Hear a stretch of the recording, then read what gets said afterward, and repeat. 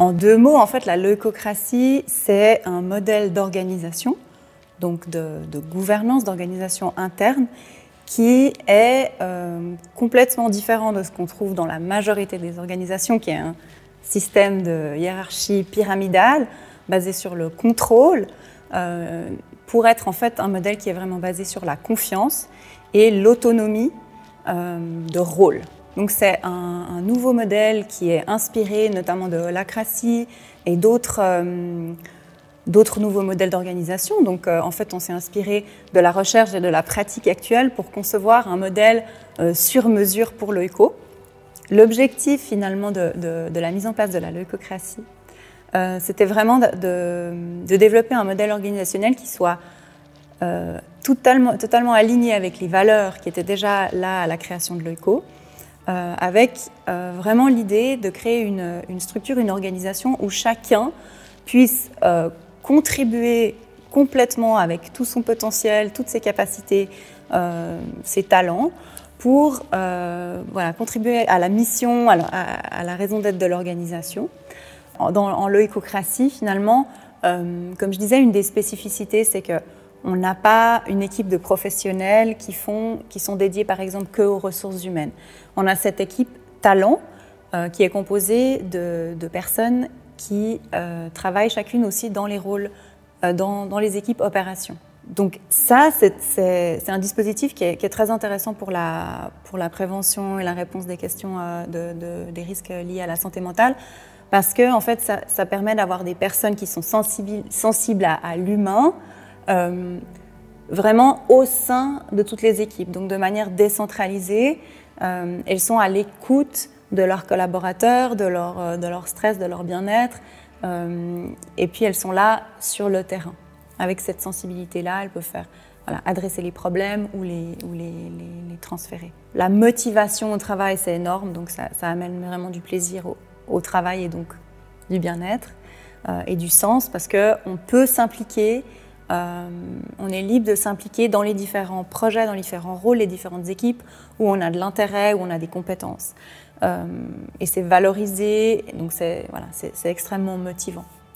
Et puis notre modèle, notamment notre organigramme, vise à être vraiment explicite et puis à être aussi mis à jour constamment, en tout temps. Donc on va rajouter des rôles, fusionner des rôles, rajouter des équipes, rajouter des responsabilités si ça ne correspond plus à la réalité, de sorte qu'on peut toujours savoir qui est responsable de quoi en tout temps.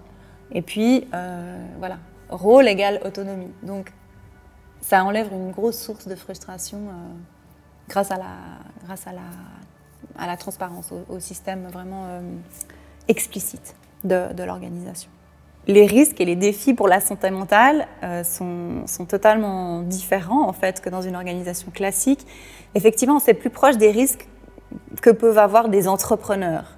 Donc cette notion de liberté et responsabilité beaucoup plus large qui peut être source aussi de tension ou de souffrance. Aussi, c'est sûr, et ça a été clairement le cas chez nous, on doit faire très attention aussi à ce que les gens qui sont très motivés ne se surengagent pas en prenant des rôles partout, en disant jamais non, parce qu'on a aussi une gestion du temps de travail qui est très libre.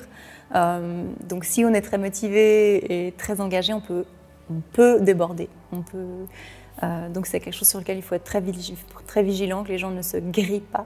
Et pour ça, effectivement, on essaie de mettre en place des choses. Donc pour ce qui est de l'individu, c'est important au moment d'une transition, en tout cas, de faire un véritable accompagnement au changement pour que les gens comprennent, puissent exprimer leurs craintes, on puisse répondre à leurs questions, puisse comprendre les bénéfices, etc.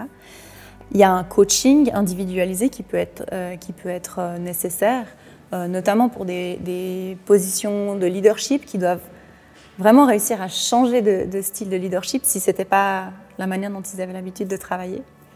Mais aussi pour les personnes qui prennent de nouvelles responsabilités et qui ne sont pas à l'aise là-dedans.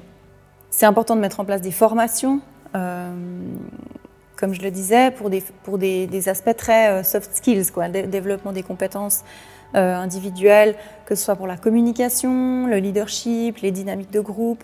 En fait, puisqu'on veut vraiment accueillir l'humain globalement dans l'organisation, avec ses forces et faiblesses, etc., on est obligé un petit peu de rentrer dans cette individualité. C'est très exigeant, en fait, parce que l'entreprise va demander que l'individu se développe, mais en fait, on est obligé.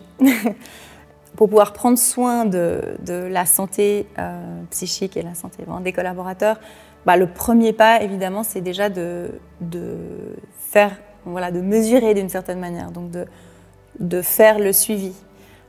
Ça peut être par des enquêtes internes ou aussi par des moments, des espaces d'échange où se peuvent être exprimées les tensions, les mal-être.